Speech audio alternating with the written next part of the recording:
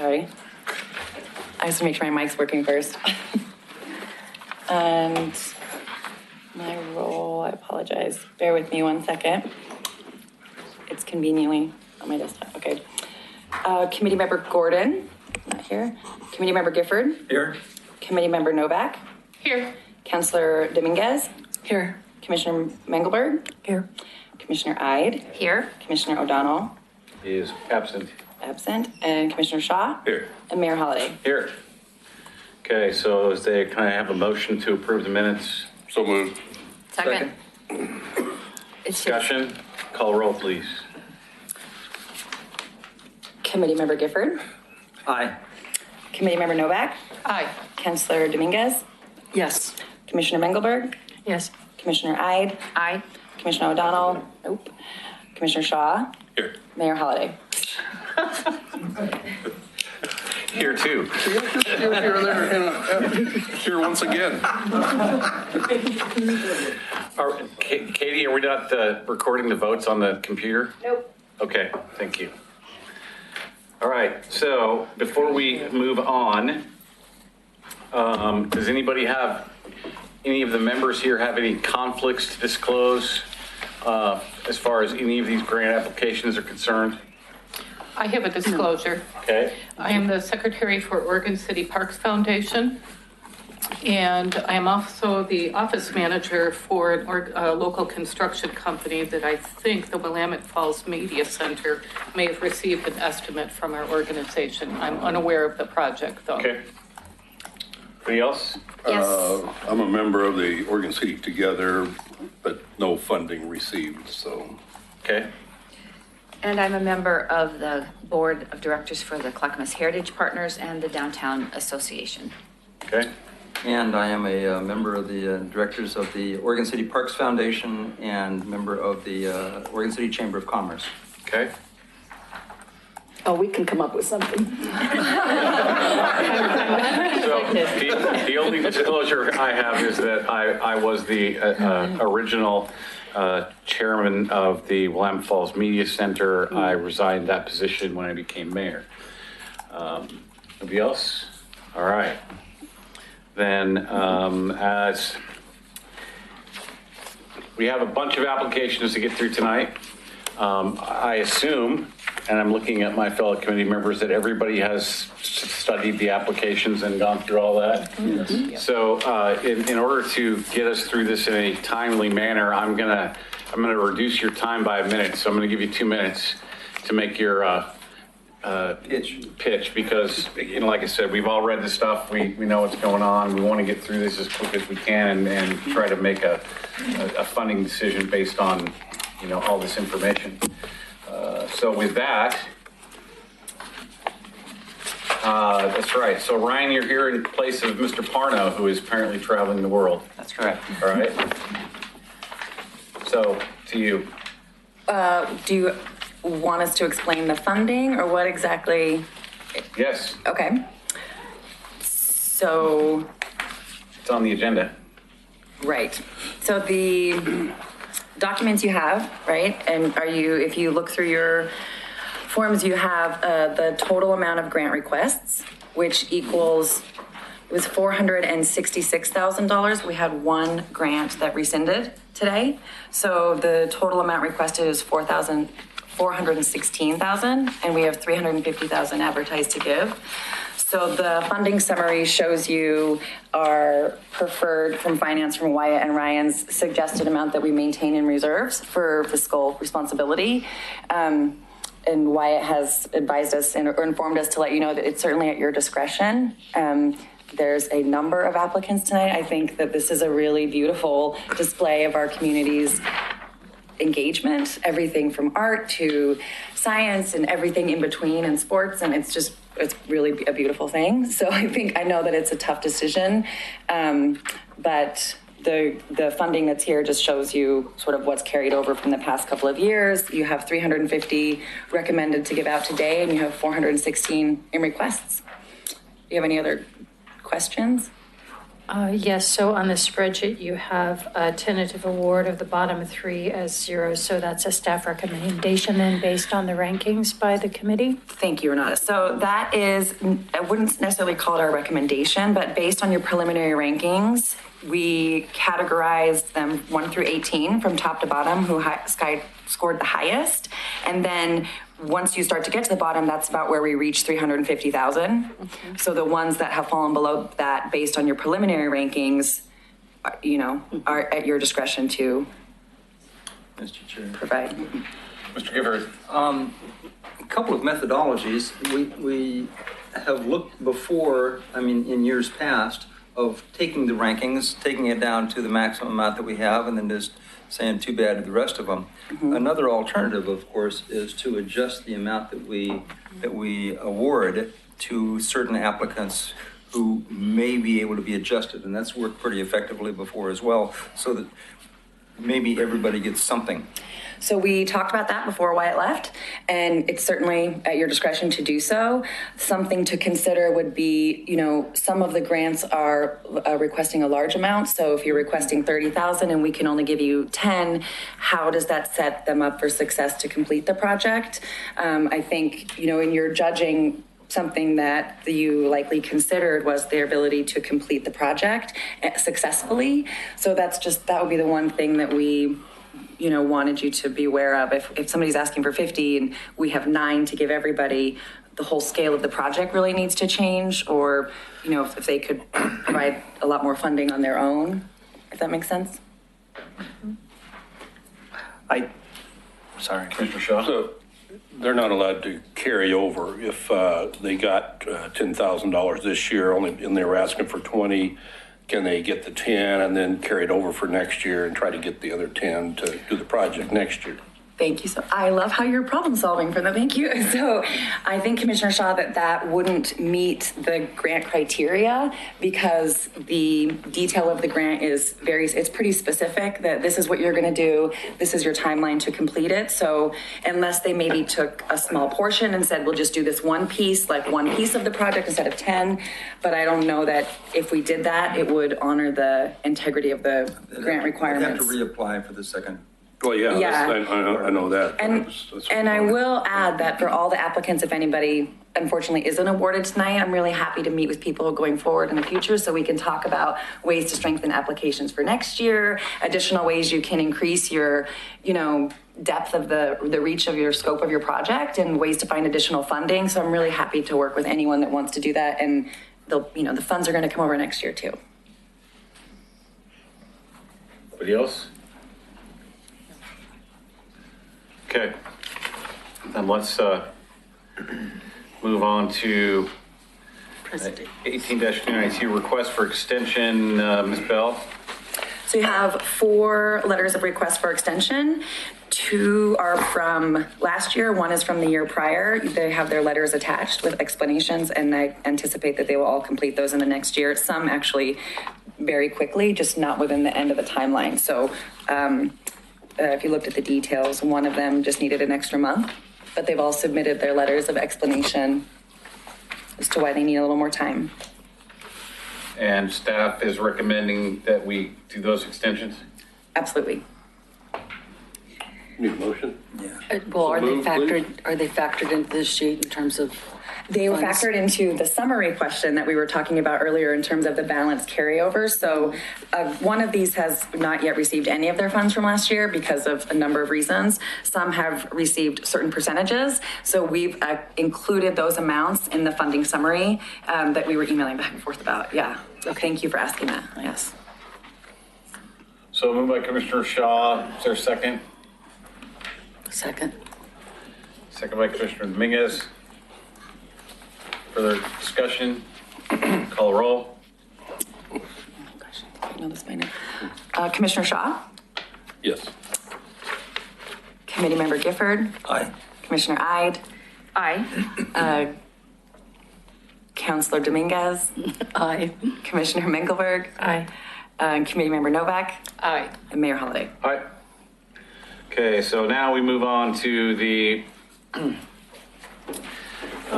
grant discussions, and I'm just going to take these in the order that they are listed on my staff report. So we will start with the art barred window.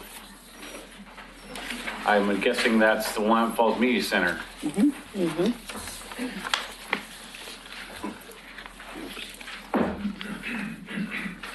Has Katie showed you how to use the timer?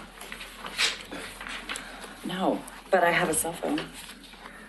I'll do can- that. Never mind. Go ahead. Thank you, Mayor Holiday. Hi, my name's Melody Ashford. I'm with Willamette Falls Media Center, located at 1101 Jackson Street here in Oregon City. And we are requesting funds to support restoring the windows in the art barn. I passed out pictures and so forth. So my time is going to be super fast here. There's a lot of applications, as you had stated, and we would be, for your consideration, phasing our project in a couple years. There's a couple windows that really need help right away. And there's kind of evidence of that in front of you. The one main window, excuse me, is the main big picture window. That is really the iconic window. And then there's a couple other windows that are in really bad shape. So we're trying to get ahead of them really being in, detrimental shape to keep the integrity of the building. So that's basically all I have. All right. Thank you.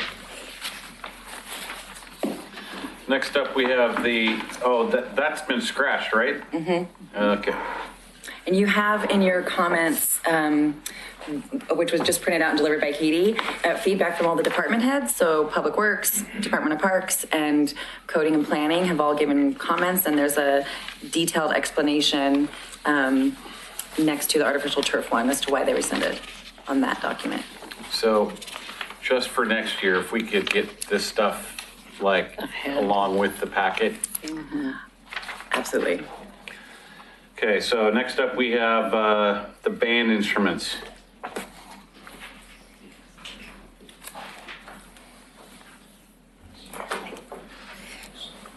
So I'm Jolene Taylor with the Oregon City Schools Foundation. I'm on the board. We are asking for band instruments for the future of our kids here in Oregon City. They are in dreadful shape right now. They can't be repaired anymore. Some of them are 40 years old. So we're asking for instruments that are like new condition, but they were used so we can reuse things in the community, and also for repairing some of the ones that aren't really bad, but we still need to repair them, or we can repair them. So that's it. Roughly how many instruments are we looking for? There's 53 instruments. So we really have no band for the middle schools at all, hardly right now. So Where would they be purchased from? we're going to do local. So we have one here in Milwaukee, one in Oregon City, and I believe there's one in Oak Grove is the other one. So. And would multiple students be sharing on the instruments, or would a student go home with an instrument? Yeah, each student would have an instrument. Yeah, they can't share for the year. So you get one instrument for the year. And then of course the next year another student would get to utilize that instrument, but it's one student per year. So they can take it home to practice. I was going to say they need to take them home to practice. Yeah. Commissioner Gifford?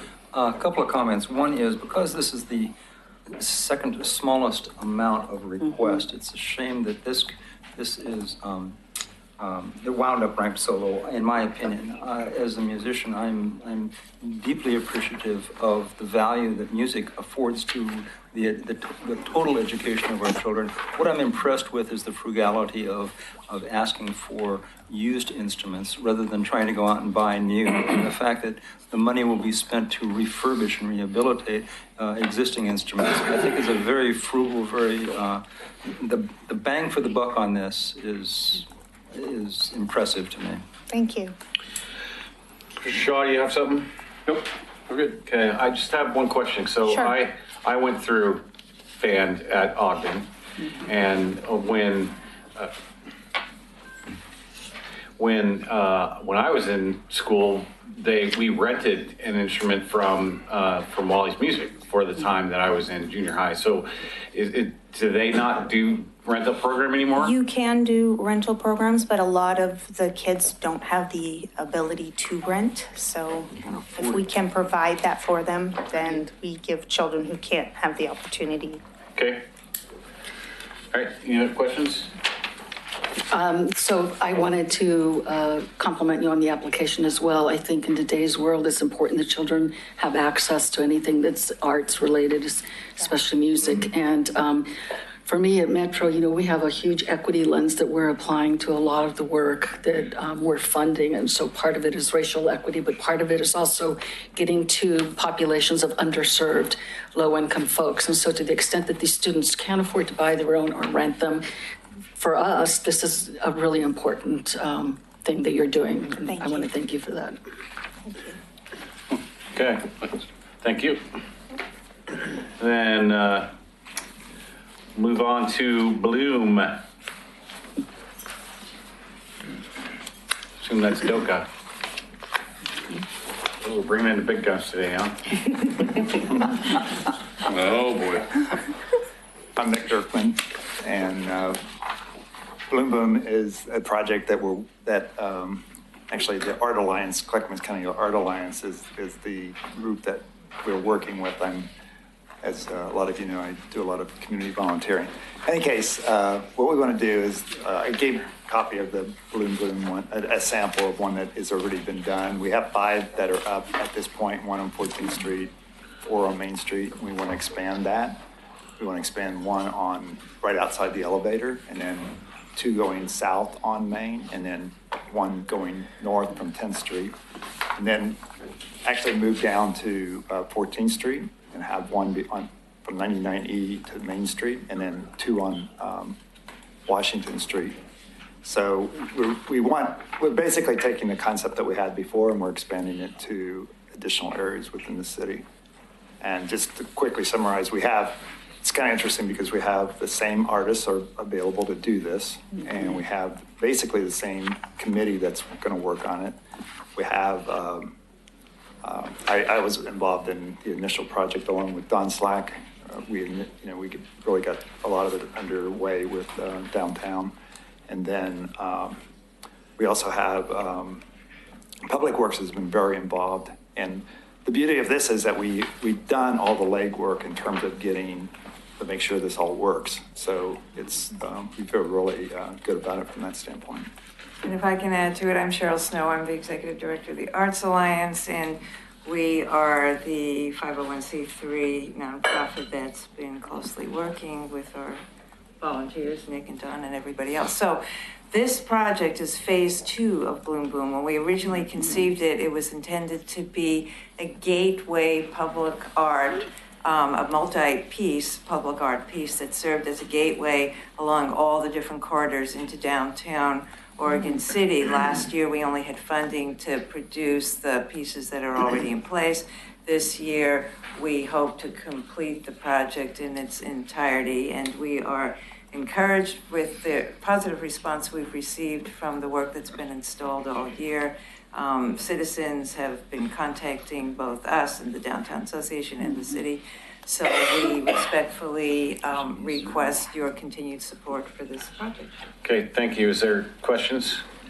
Right. Who would own the artwork? The city owns the artwork. Okay. After it is the artists hold liability insurance to the point of installing the work, and from that point on, the city owns the artwork. Okay, and then my next question then is, is the city prepared and ready to make the payment for the liability insurance on that? Yes, I believe within your packet, there's a letter from Director of Public Works, John Lewis, and he is reiterating his continued support for ongoing maintenance and insurance of this work. And is Public Works installing these or? No, the artists actually do. Okay. The artists actually install them. All right. We work very closely with Public Works. Right. So it's a great relationship there. So I was going to say it's very fortunate that you were able to get the same artist, to come on board. And I'm assuming that, for continuity's sake, that the new installations will look like the older. Very existing. similar. The artist team that produced the projects that's installed right now have a strong passion for the work, commitment to it, have already designed, they in fact designed a series of 11 different designs that would cooperatively, aesthetically work with the pieces that are installed. So And they're lovely. They'll all be Evening. unique. There'll be 12 unique pieces. Oh, 12, okay, the Well, application said up to it's 7. Seven, so- but we already have 5 installed. Oh, you're counting the 5, okay. Anybody else? Just to be clear, the city is assuming the responsibility for maintaining these. Yes. Yes. After installation. Okay. Correct. Okay, thank you. Mayor Holliday? Yes? Can I add that Nick did just hand us, you have a color handout that he just brought out in case you want to see, okay. He just brought Yeah, it. I've seen it. Sorry.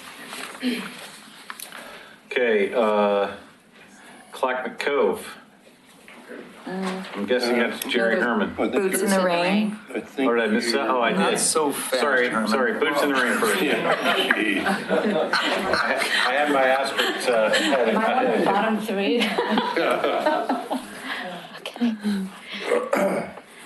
Hi, I'm Sharon Salvaggio. I'm with Northwest Center for Alternatives to Pesticides. The mission of our organization is to protect community and environmental health by inspiring people to adopt ecologically sound alternatives to pesticides. So the focus of our work this next year is to improve the environmental quality here in Oregon City, and particularly in the watersheds that have native fish. And we're going to do that with two projects. One of them is to educate local residents and people who are doing landscape work within the city to better understand how to install, design, and maintain stormwater facilities, rain gardens, and that type of thing, which are very effective at filtering and cleansing runoff, and can be quite beautiful to boot. They're more and more adopted as both aesthetic and environmental features on private property and by many cities. The second part of our project is to work within the community, going door to door and doing outreach through traditional and social media and any other methods we can drum up community contacts and so on and so forth to try to get at least 200 households to pledge to go pesticide free and to demonstrate that with a ladybug sign in their yard. So that's the summary of our project. Okay. So these rain gardens primarily are on private property? Rain gardens, yes, are on private property, but our training would reach out to private residents, urban residents who have, homeowners, as well as to people who are working as landscape professionals, and also to people who are working for municipalities. So we try to train a broad spectrum of people who are working with, either already working with stormwater facilities or need to understand it better. So it would be a diverse audience. So it would be both how to install a rain garden as well as how to maintain it? Because that's Right. often a challenge is the maintenance. Yes, yeah.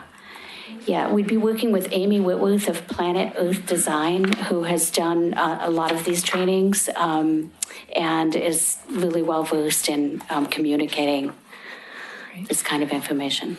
Thank you. Yeah. So I had some of the same concerns. I just wonder if these numbers are a little ambitious, that you're going to get that many people that want to install and maintain, and then another 200 folks to pledge to go pesticide free. And then would you monitor that? How would you know that they were actually performing that? Okay. Well, to your first question, we held 2 events this last year, one of them under the Metro Community Enhancement Grant from last year.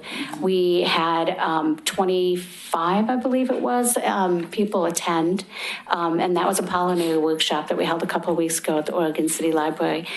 prior to that in February, and this was not under Oregon City Metro grant, but we had a workshop that was aimed toward landscape professionals to teach pesticide-free methods. And we had, I think, 45 or 46 people there, and that was held at the Pioneer Center. So we already have a very large mailing list of people who are working in the area. We would assemble a mailing list for, reaching people who are living directly in the city. But between 30 and 50 is not at all atypical for what we draw for a typical workshop. As far as the pledges, this is something new. 200 may be ambitious, but I think that we're certainly hopeful that we could reach that. We're trying to knock on at least 400 doors and get the word out in a variety of other ways as well. So It's a lot of door knocking. it is, and we have information, and some of it actually we provided with a pollinator workshop, and I just gave Lori a copy of that. But to give people information, not just ask them to change a behavior, but to give them information that supports that behavior. So we do fact sheets and things like that that help people to understand how to do lawn care without having to use toxic chemicals, how to talk to their landscaper and ask their landscaper to employ environmentally friendly methods, how to do moss on roofs. All of those are in, for instance, that folder right there. And we have a lot of other fact sheets too. So part of our outreach would involve giving people that kind of information so they're not just, oh, I want to help, but I don't know how to do this, Yeah. Yeah. I think it's a great idea. I'm just not sure you're going to get that much participation. I'm hoping that you will, but I don't know. Yeah. Any other questions? Just really quick, social media campaign? Yes. You include that? Yeah. We have Twitter and Facebook and connected to other, local groups that also, so next door. We use all those kinds of techniques right now. Yeah. And possibly plugging in with the Oregon City Parks Foundation as well. Yeah. Thank you. Okay, thank you. Thank you very much. Next up, Jerry Herman. 2 minutes, Jerry. Yes, sir. Hi, I'm Jerry Herman. Our project involves Clackamas Cove. Major Doug here is one of our partners, long-term partners, providing youth, and then we also seek not just the disciplined youth from the junior ROTC that he provides, but then others to integrate with him, real at-risk folks. This last year, we cleaned up the first of 6 acres. There are 7 more acres in this whole project joining Clackamas Cove. And the issues were 11 homeless camps that we found, and the public safety folks, code compliance, and your police department helped us with that issue. They're not there anymore. The area is clean down there, and we feel that our presence every 2 weeks made a difference. We want to be there every 2 weeks this coming year to take care of really cleaning the place up and getting the trails and so forth in a more really walkable condition. Anyone can come down to Clackamas Cove on the northeast side now and feel comfortable compared to what it was a year ago. Also, you have a water quality problem, and every 2 weeks, what we're going to do is hold a little rock concert. And we're going to go down with the Division of State Lands approval and throw rocks and keep the channel open so that the tide can do its work. Everyone's been talking about all the things that can be done with dredging and so forth. We think the tide will do a great job, at least until some other permanent solution, although the tide's going to be permanent for a long time. Matthew Rigg does our social media and many other things for me because I'm not capable of doing some of that stuff with eyesight issues.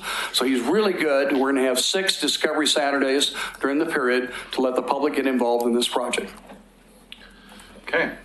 Questions? Jerry, how many kids worked on your projects last year? 21 youth were involved this last year, and then we have 21 in our core now. I only had 10 last year, so I'm expecting close to 30, maybe 40 this coming year. Yes. How many hours a week do you think they put in and stuff? Their hours per week are going to be on the order of about 100 hours per week or more, if I can spread it out over the entire period. Yeah. All you have to do is tell kids they got to go down and throw rocks. You'll have more than you need. That's the idea. But we want to put the public with them too, throwing rocks. And avoid any liability of getting hit, right? Sure. So I love the project. I think it's important work. I love the at-risk youth piece of it as well. Or working with the young people, and that area really needs. I mean, the other side of McLaughlin, the Clackamas Park over there is wonderful, but the site where you're working now, not so much. I wouldn't go there walking, so I'm glad It's much safer now than it was a year Yeah, ago. I'm glad to see that work happen. Thank you. Anybody else? I don't have a question, just a statement. I've been going down there for hiking and it looks great. And I see folks out there, your team. So thank you very much. It is nice. You're welcome. Thank you. Thanks, guys. Thanks, guys. Good to see you again, Major. Thank you. Next up, downtown Oregon City.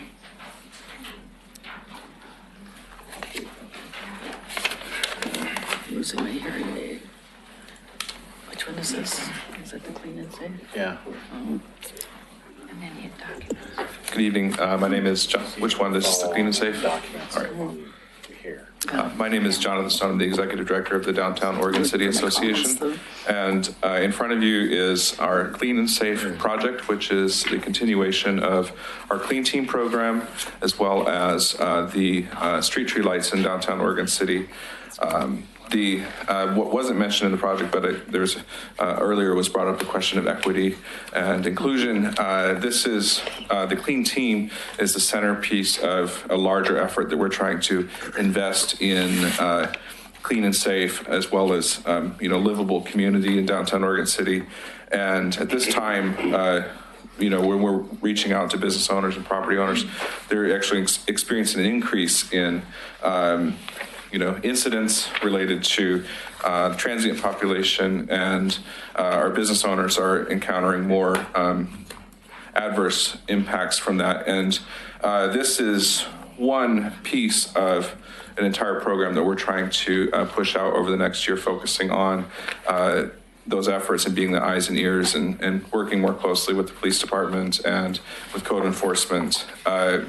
This project is one of those that, unfortunately, due to a transition in our funding, is one that we are likely unable to continue, at least in the period of the proposed grant, until we were able to restabilize our organization. So, but we also see that it's an incredibly critical year for this program, and one that we would like to continue, especially as we bring on a stronger partnership with the Oregon City Homeless Solutions Coalition, and working more closely with our partners at the city and the other agencies to continue to make downtown as safe as it possibly can be and as inviting as it possibly can be. Questions? I do. Sorry. First of all, I was going to say, I love that you're using trespass agreements. In my other day job, I have too. We've used those, and they're very effective with the police department. And then, I was just a little bit worried because of your lack of funding, and you said you were going to be looking for additional funds in the future going forward. It's like, it's a really important project, but what if you can't find other funding? I mean, is it always going to recur here under this grant program? So we were funding it for the past year, and we have a funding plan in place to replace that gap in the revenue in the mechanism that didn't go through. So we were the beneficiaries of an economic improvement district for about 7 years. Yeah. And so what we ended up doing is, we've restructured the organization, and we're actively on that plan to rebuild it back to the goal is no reduction in service, and in fact, continued expansion of the programs that we offer.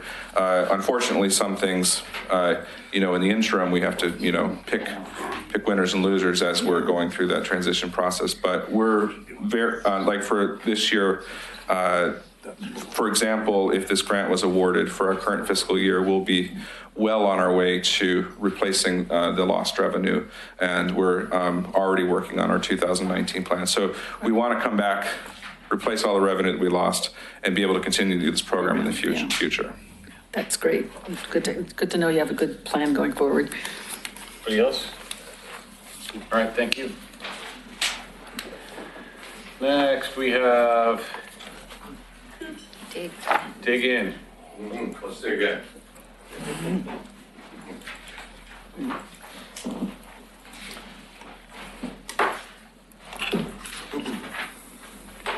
Yeah, hi, my name's Steve Kennett. I'm the director of Dig In Community, and I live at 14942 Southeast Stanhope and Clackamas.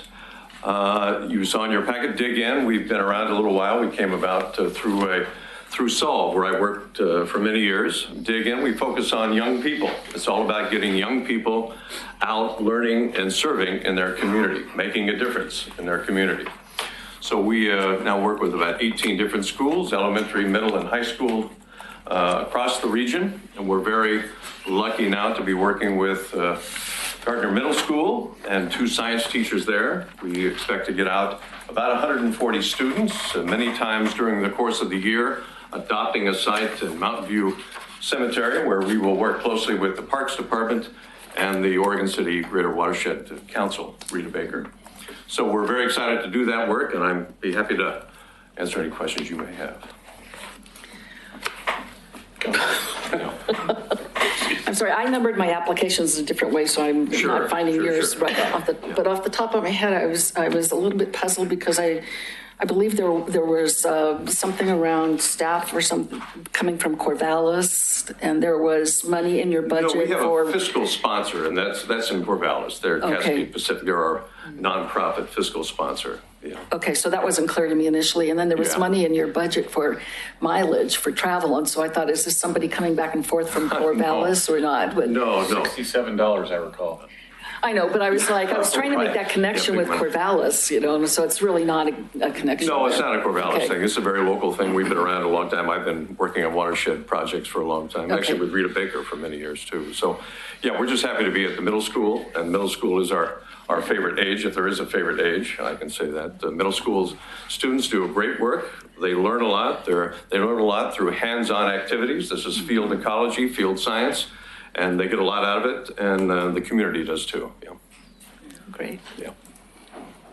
Yeah. Mr. Givert? Just some comments about the involvement of the youth is so important. This is another bang for the buck type of thing for me. This is also the third smallest request for money. And the fact that you're building an attitude in those kids of a respect for their environment and helping our community look better and be safer and so on. I think this is just hands down a great project. Yeah, I think that's where all the money should be going. Well, yeah, I sure you do. Exactly what you said there. Yeah. Dr. Shaw? Well, it is. It's always encouraging when you can encourage the youth to get away from their screens here. It is true. Yeah. And get them outdoors and stuff. And I think we also got to recognize there's a pretty strong letter in the packet here from Mr. Waverly, who runs the parks for Mr. Lewis here and Rochelle back here and stuff. That letter from him is pretty good. So that's in our packet, recognizing this program too. So. Okay, thank you. Thank you. Next up, DACA. Again.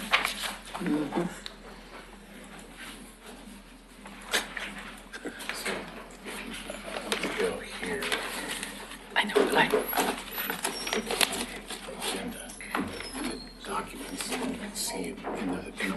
know, but I know, but I'm just looking through my comments, so looking at my ads. Okay. It's me again.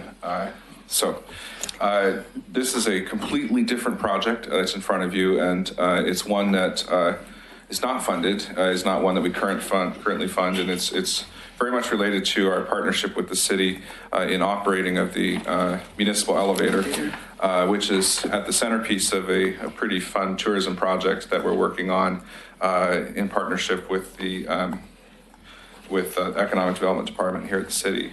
This kiosk that's in front of you was kind of came out of a brainstorming process of a group of committee members related to the elevator, including representation from the McLaughlin Neighborhood Association, the Midtown Business District, and ourselves, as well as people from the heritage community. This project is designed to increase the public-facing role of anybody who's based at the elevator, so volunteers or staff, and to be essentially the centerpiece of all visitors to our community. So we see that this project was an appropriate request because the elevator is probably one of our most iconic public spaces, and it's definitely one of those places where we probably encounter the most people in any given day, the most of the public, and the elevator serves everybody in Oregon City, and so our staff have very strong relationships with all walks of life that use the elevator, and so this we hope will increase further engagement with the public and make the elevator a greater resource in our economic development plan moving forward. Question, would the elevator be staffed? It's not our intent is to. Kiosk. Yes. The kiosk would either be staffed with our elevator manager, who has a desk at our office now, but she would be more based out there, as well as volunteers. So the plan is to up, especially as elevator counts increase, and we're seeing more tourists, especially on the weekend, and other, the visiting public and friends and relatives of people that live here, that as much as possible, we would have 2 people in the elevator at the times that make the most sense. So is this thing mobile? It would be constructed, so the rendering was provided by Hill Architects, and so this is conceptual, so keep that in mind. It still has to be designed and go through a fab shop and all that stuff, but the intent is that it would likely be able to broken down into 3 pieces and be on casters, so it could be moved if it needs to be. Okay. How would you secure it? So who didn't turn off their phone, like I asked? So I'm assuming it would be like as you're on the upper floor of the elevator, as you're walking into it. So how would it be secured from vandals? So as with everything else that's in the elevator observatory, it's subject to potential vandalism, but we do lock the gates at night. So whenever the facility is closed, people won't be able to have access to it. Thank you. And if I recall, I think your application said something too about possibly making improvements to the observation deck, so. Oh, sure. I'm sorry. I was focusing strictly on what the grant was paying for. And I like that design. Yeah. So this is part of a larger project, which is we're working with a creative firm called Rotator, who is doing other enhancements to the elevator, including enhancements to the interior of the cab. But that project only has so much bandwidth in terms of its funding, and we think this is a part of it that we've been wanting to do, but we couldn't fit into that current that project's budget, which is funded through Travel Oregon. That'll be nice. Question. When it's not staffed, would it be self-serving? Would there be anything available to the public? That's the idea. So it would, the proposal that's in place now for the interior of the elevator cab is to remove the brochure rack from inside there and find a new home for it. This kiosk would be a place for that information and an expanded real estate so that we can provide more of a resource for the business community and the tourism attractions and the like. Mr. Givert?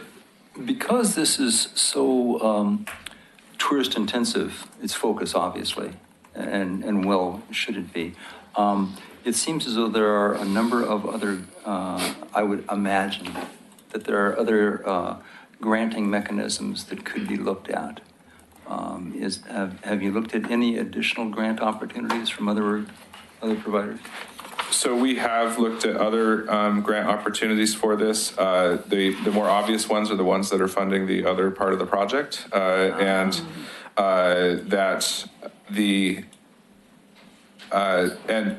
while tourism is a huge economic development, is the economic development aspect of this, let's say, it's understanding that the elevator is a place where all people come through, and so it is a gathering point, and this provides an anchor for extended interactions with the public. So it benefits our tourists, but it also benefits our citizens as a place to get information and disseminate information. And it'll give them access to the wildflower walk. Yeah. I guess my only hesitation here is that sort of like the South End Fire Station, I have a hard time building infrastructure that there is not a plan to have it staffed full time. So I would perceive a very high risk of having something like a brochure stand or something like that that's out there without somebody without a staff person being there, because like you say, the elevator does get all kinds of people, and I could see that turning into a giant mess if a couple of, teenage boys like my son, when he was that age, got in there and just decided to throw a bunch of stuff around. Yeah, my understanding is that since DOCA has taken over the operations of the elevator, that we've seen a greatly reduced incidence of vandalism in the facility. We are very diligent. They don't just stand in the elevator cab behind the plexiglass that doesn't exist anymore. They are engaged and out on the floor. They're only actively necessarily in the cab when there are people that need to go up or down. And so we try to keep a very close eye, and our staff is very proud of the what else is going on. And your comment is true as well for all the other enhancements that are going into the facility with respect to the other project that we're working on. So, collectively, we need to work together with Public Works to make sure that all of the improvements that we're doing are being as protected as possible. But when we do go to specification of the actual kiosk itself, obviously durability and vandal resistance is going to be one of the highest priorities. Okay. Mr. Lewis, who owns the elevator? Which department? It is right of way, so it's Public Works operated and maintained. All right. We don't have anybody from Public Works tonight, do we? No, but John Lewis did make comments, so on that. I wanted to ask a question, but okay. I'll ask him offline. Okay. So I'm trying to, who operates the elevator? Are those volunteers or is that paid staff? So paid staff. Okay, so could you rely on volunteers then to staff the kiosk? That's the plan. So, okay. Or our other staff. So it's potential at there might be 2 staff in the facility at one time, or of staff and a volunteer. So we also take advantage of the CSEP program through Easter Seals, as well as other volunteer programs. So we see this as a centerpiece of kicking off a volunteer ambassador program for the elevator. Anybody else? All right, thank you.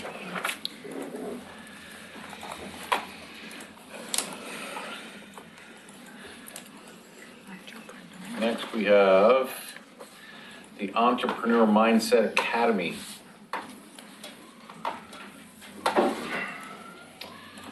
Mr. Brand. Yes.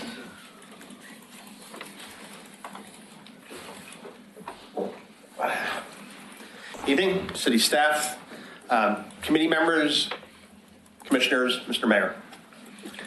Imagine an Oregon City where... You are? Oh, I'm sorry. I am Michael Brand. I'm the executive director of the Oregon City Chamber of Commerce. Thank you for that reminder.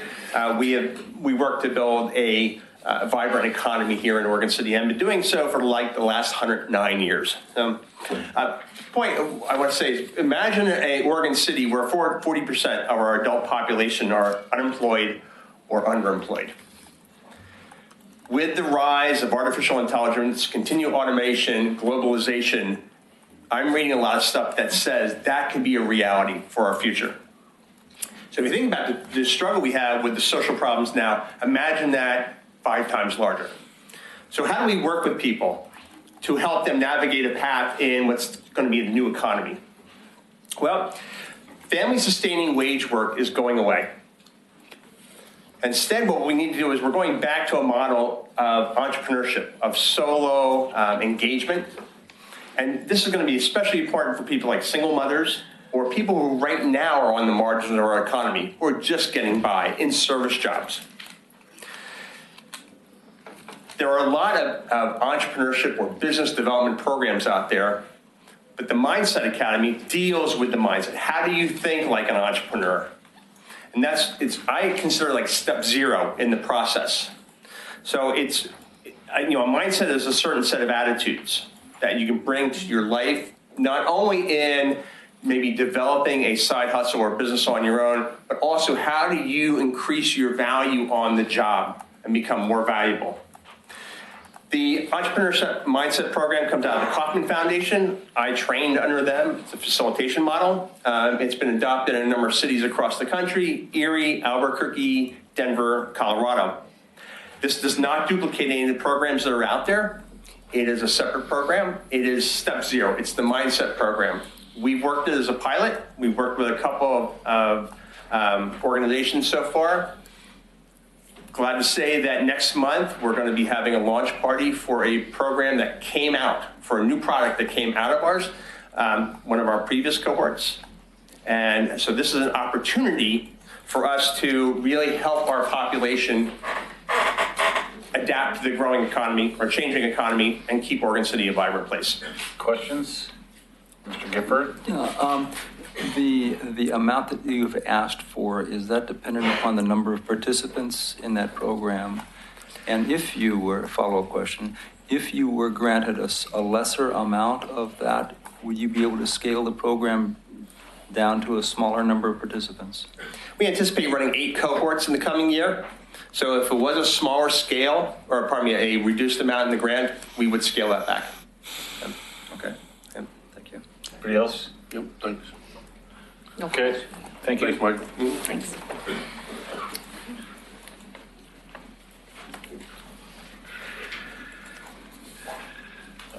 Next we have Ermatinger.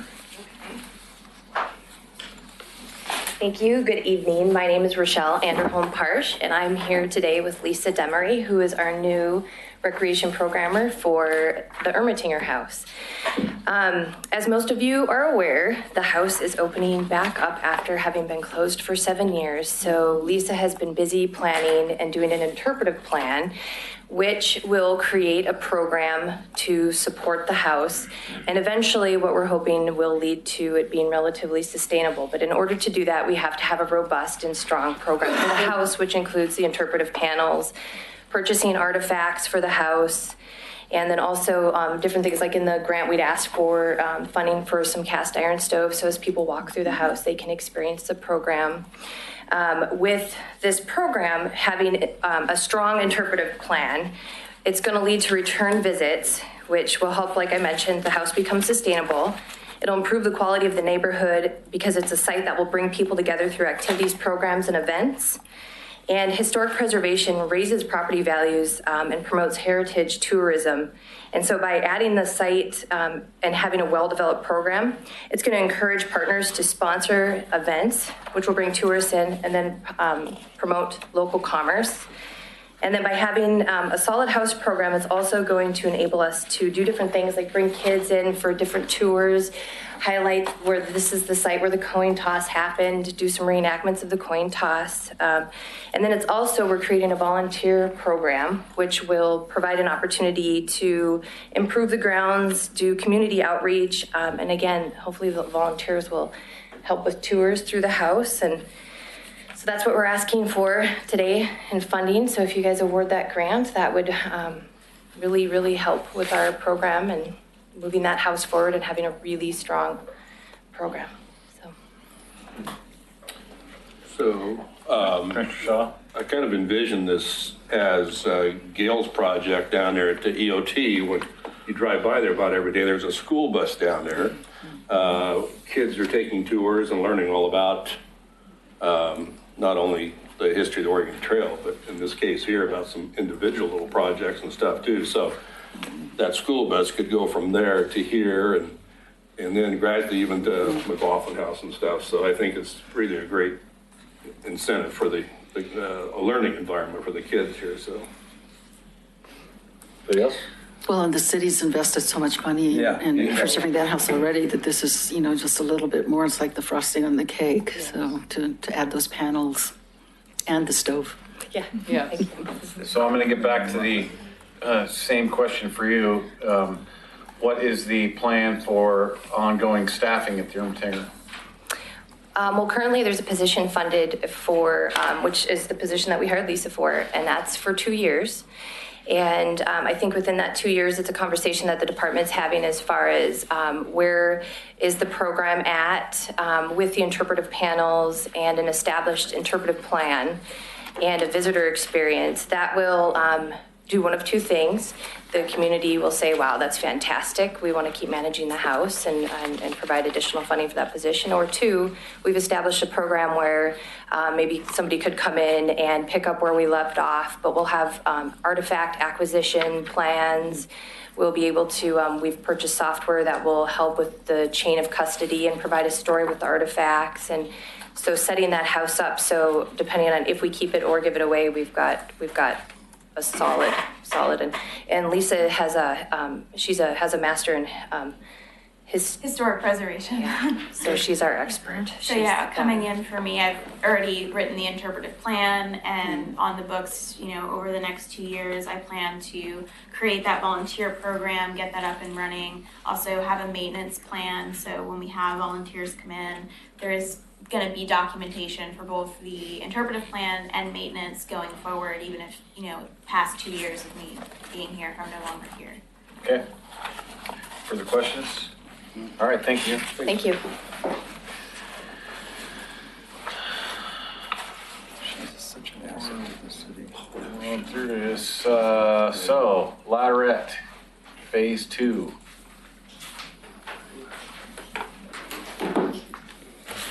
Good evening. My name's Karen Burig, and this is Heidi McKay.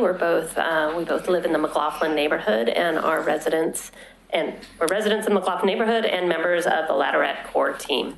And we're volunteers. Welcome to the club. Yes, exactly. So first of all, I wanted to thank you very much for your past support. The Community Enhancement Program has provided funds initially for a Girl Scout troop to host a visioning project for Ladderette Park. And then secondly, last year, phase 1 of Ladderette Park was funded, upon which we have been able to start to implement that vision.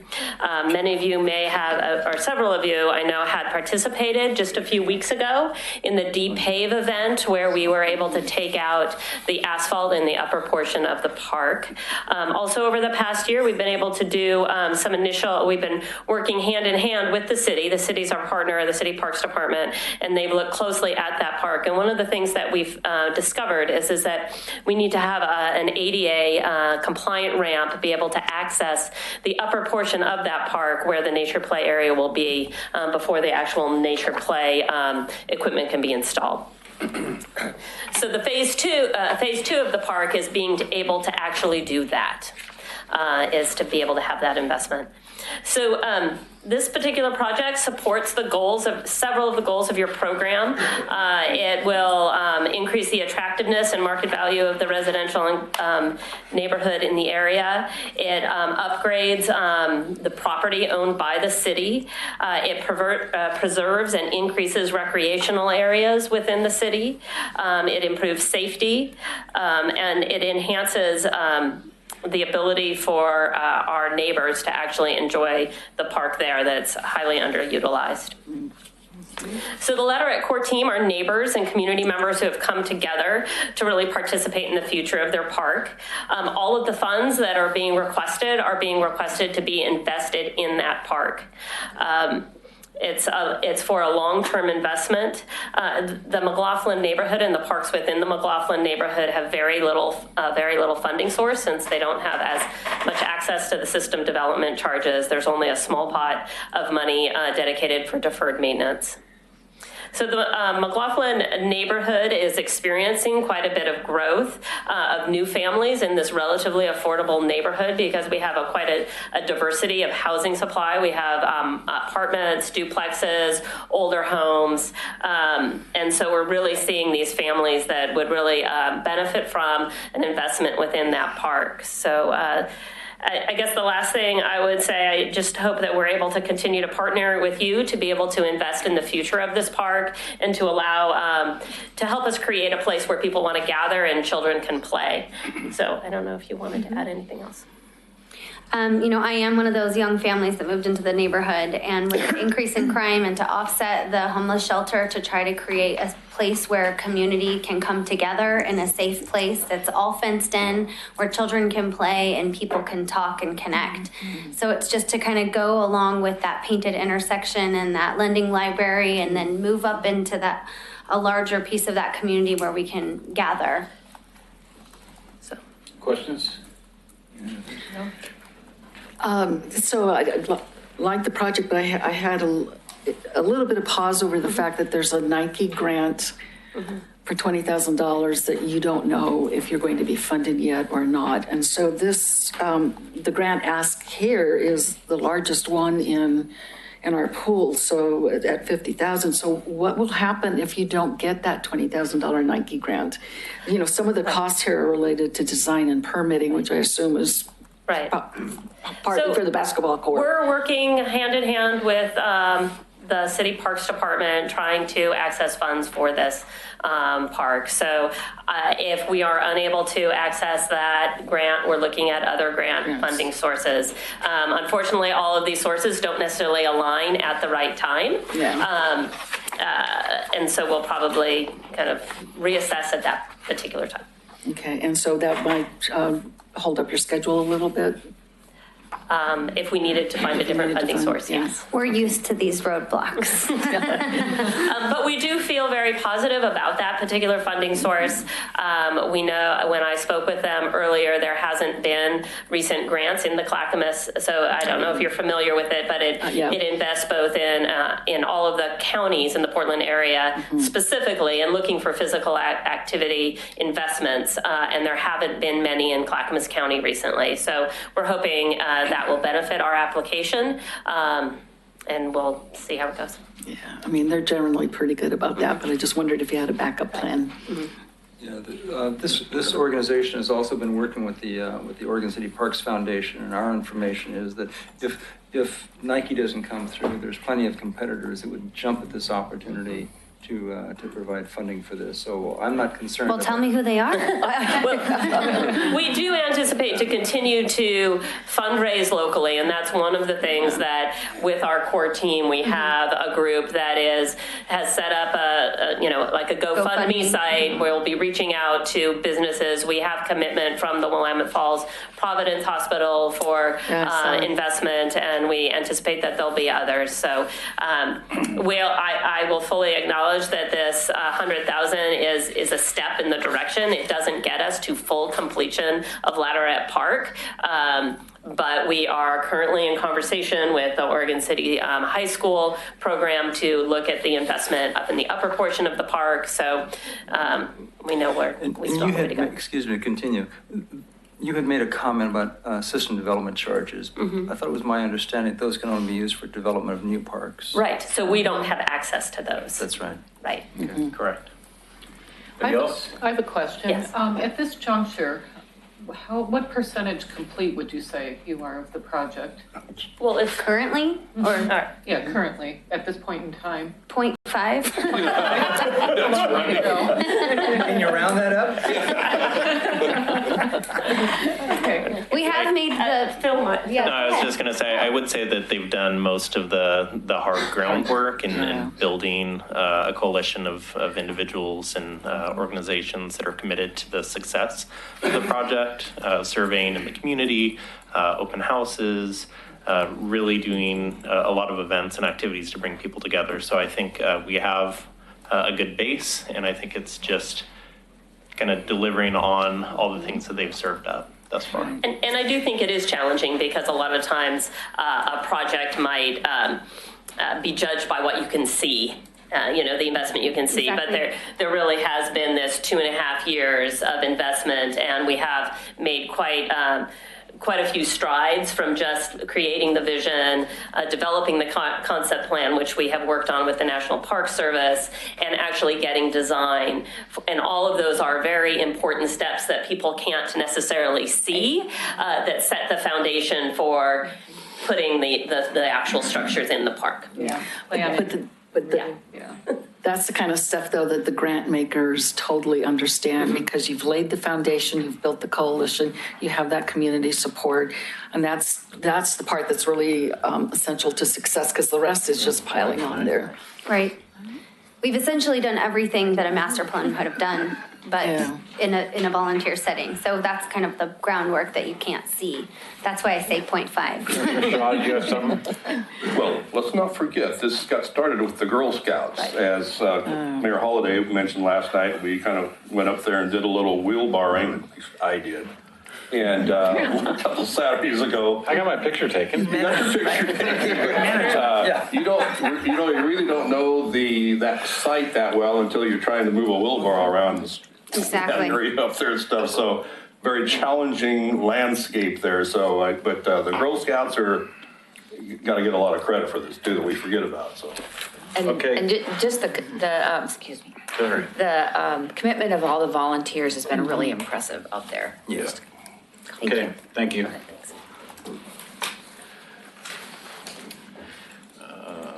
So Oregon City Soccer Club.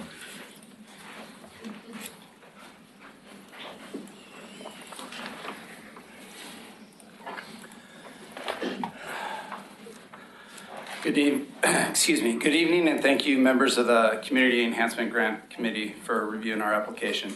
Sorry, I have to read this because You are? I'm getting there. Okay. I was getting there. I just wanted to explain that I'm going to have to read off of this because I'm on medication because I have a massive blood clot in my right leg. There's more points for you. Yeah, there you go. Sorry. My name is John Benjamin. I'm the vice president and field manager for Oregon City Soccer, and I've been doing this for the past 18 years as a mentor, coach, and field maintenance. Our grant is titled the Oregon City Soccer Club, Oregon Trail Football Club Giving Back Enhancement Grant. We are now in to giving back to the community. We've taken, we've distributed, we've done things that we can. Now we want to start giving back. We'd like to start with a couple of walk gates, concrete pads for the porta potties, garbage, recycle cans, and goal storage pads, which will secure the porta potties and keep the grounds cleaner and greener and make mowing and maintenance a lot easier for all of us.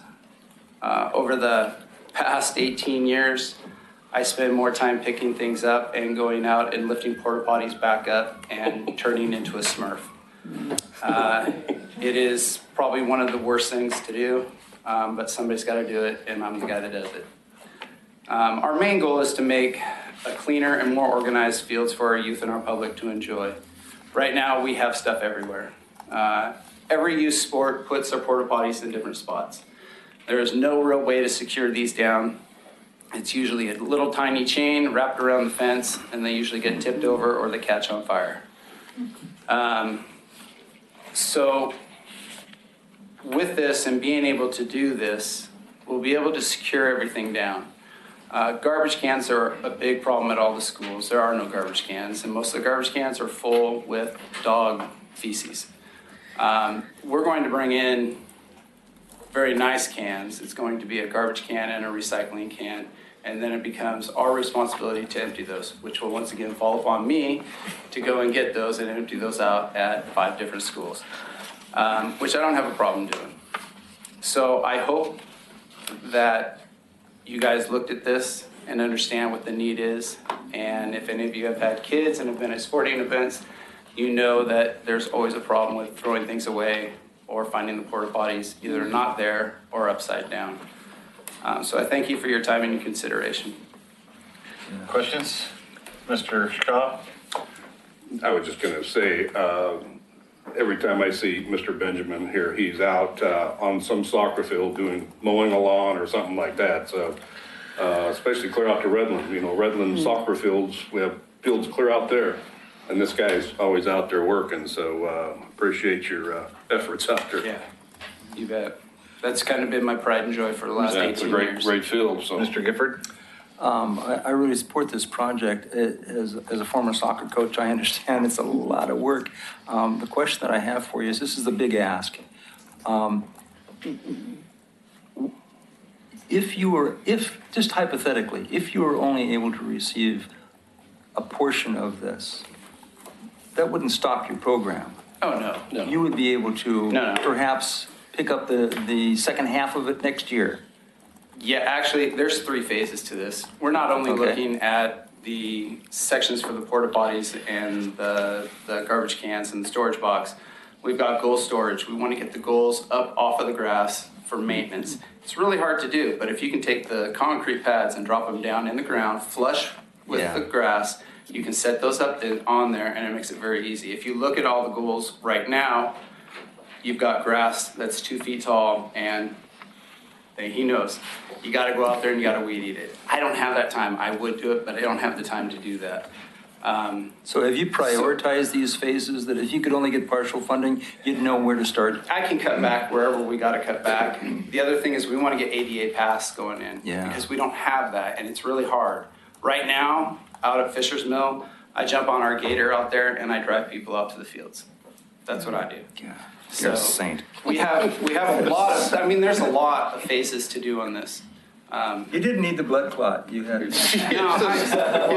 Okay. I'm not all here, so. Anybody else? So how many fields do you think, I can't find in the application how many you said you? 5. 5. To take care of. Okay. I think we're looking at 5 right now. Okay, so per field, that's not that much money. No, and this is at the schools. We're going to be working with parks. Yeah. We weren't able to, this came fast. And I was told, write this grant. And I had never written a grant. So I was told to do this with 2 weeks to go. And I was on the dime getting this done. Well, you did a good one. So. Mayor Holliday, can I just add something? Because we spoke several times during this process, and I just wanted to point out that this was one of our most diligent applicants in terms of making sure that he did everything correctly. And I did at one point have 8 printed, bound copies for each of you, which was just above and beyond. I just have to give him that credit. Okay. All right, thanks, sir. Thanks, John. Thanks. Very sorry about your blood clot. Yeah, get well. It's all hard to get it done and go on. Okay, OC together. Okay. I like the idea of the ADA. Oh, dear. The bad news about this is, I think Eric, I'll do this one. Well, no, I'll do this one. Thanks, Eric. And the bad news about this, I did it tripping over a city sidewalk in the downtown area. You didn't want to hear that, right? We did hear that. But the good news is that, hang on here, this is very important, I know, I have to hop. Thank you, Eric. But the good news, it wasn't Oregon City, it was Grants Pass. I thought I had you there. So sue away.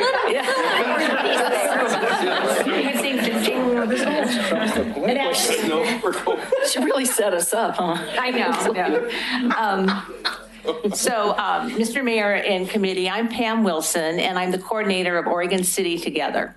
And as I think many of you, most of you know, Oregon City Together is a drug-free community coalition, and we reflect broad spectrum of the community, education, law enforcement, neighbors, government agencies, social agencies, and parents and youth themselves. And we focus primarily on preventing underage drinking and youth marijuana use prevention.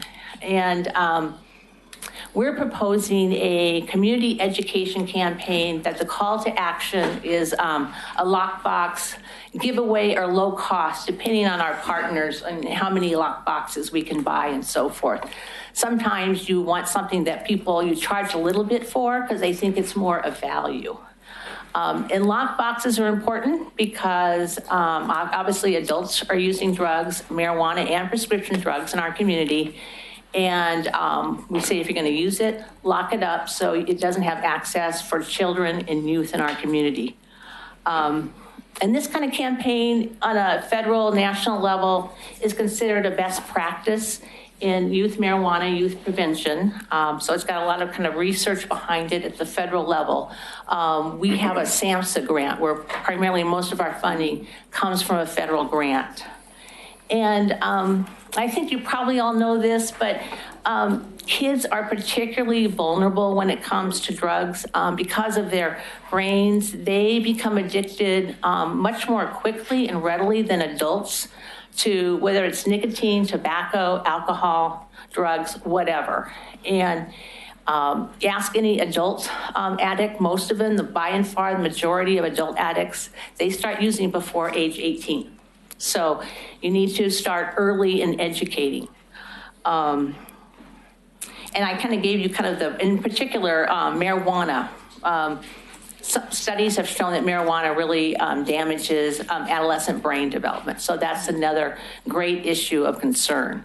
And in your packet, we had some other statistics from the Oregon Healthy Teen Survey about how since legalization, perception of harm has decreased among teens, particularly 11th graders, while the perception of access has greatly decreased. So this is really not a good combo, and our campaign would address that. Questions? The little history on the lockbox too is the majority use always is to lock it up within the homes because there's quite a bit of adult usage now. But also there's been a little bit out there to where people are actually storing firearms in these things, which is even better. So this box is about so big, and it is big enough to. You can get various sizes. Yeah. I mean, sometimes they're small for like, meds, and then sometimes they can be larger. So that's kind of a budget issue. We looked kind of at a, so middle-sized one. Yeah. Anybody else? Commissioner Hyde? Just real quick, do you have any personal experience with people that you work with here in Oregon City that use the lock boxes and that it's been helpful, and then just any good feedback? I've talked to various parents at different events, and we always give away a lockbox, and people certainly want them. I think it's kind of funny when you're talking right to them. It's like, well, I don't really want to admit to these people, there's a lot of perceptions around it. So it just has to be dealt with carefully. Well, and that's what I wondered about was, are people going to admit that, yeah, I got drugs I have to lock up at home? Or even you were talking about doing surveys of, are you going to stand outside the shop? Because otherwise, a lot of folks may not admit to it. Right. Well, we've actually talked to Electric Lettuce and of this as being a pilot project.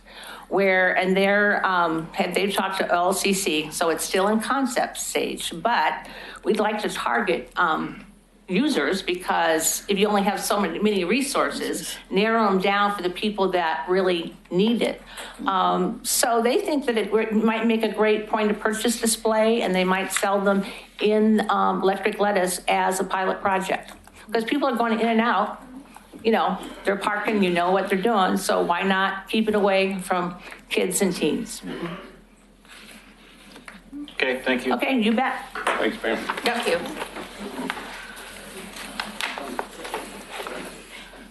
Next, end of the Oregon Trail.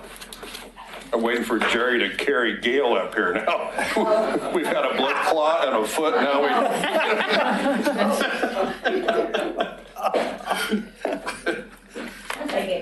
Jerry should have had his cane.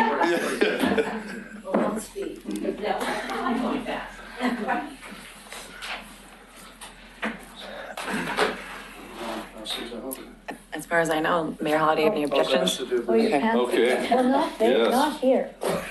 Not here? No thanks, Jerry. It's okay. I asked him to pass them out to wherever he went, so. And so I guess he's starting here. So I'm Gail Yazzolino, end of the Oregon Trail Interpretive and Visitor Information Center. And I want to thank everyone, the committee from Metro Enhancement for our 2016 grant as well, because it started the process, and for the nature trail. And we have had several, this year we had 6,000 children, and many of them did the Journey West, which is on the Oregon Trail experience, and they just love it. They love being outside, it's interactive, and so it's been, pretty good revenue source too. So in this grant, we want to add to all of that, but Lowell Miles from Miles Fiberglass, he has done Independence Rock to scale to fit in 4 feet deep into the slope, walking around past Fort Laramie. And it's something like 30 feet long and 10 feet tall. And it has all the crevices. It's all installed. So this grant would, all installed, it's all made. And this grant would install it. And then what we want to do on the slope is put slabs of rock, so then when we do tours and school groups, then they can write on it like the pioneers did, so.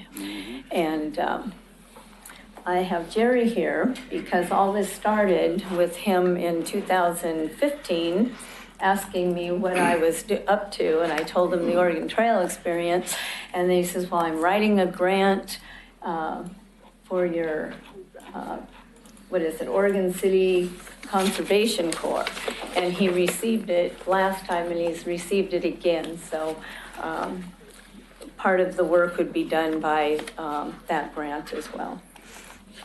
So what we're going to do specifically is put literally a mountain in place, which has been fabricated by miles molded fiberglass that represents exactly a waypoint on the Oregon Trail. Be very visible up on the hillsides. There's a new 1,000-foot trail you probably know about. We're going to enhance that trail even more. And this is funded in part by my Oregon Youth Conservation Corps effort, which I'm a partner with the state with year-round, summer funding only for youth. And so we're going to start this project during the summer and then continue to make improvements throughout the year to the entire trail system and more exhibitry along the way. So that's why I'm involved in this whole thing, was that she asked me to help her a couple of years ago, and it's actually been a real nice partnership. He's my angel. Questions? Yeah. I have one comment though. We can shave off some of it. We can do with less oxen. You wanted to know if Less we oxen? could. You know what else is coming though? This is really cool. I love the oxen. We have fiberglass buffalo chips coming, and they're making them unreal. This project has been All right, we're getting into the incredible. weeds here, I'm sorry, but No. we've got a lot more meeting to go to. Okay. Questions, anybody? No. So we All right, can do thank it you. less. All right, thanks, guys. Thank you. Fiberglass. That's going to be our soundbite. All right, so we're at the Peace Garden. Ms. Wiseman, the Pioneer Community Center.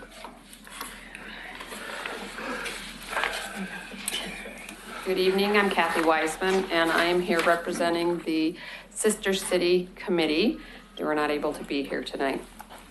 And I work at the Pioneer Community Center. And it's a pretty straightforward request.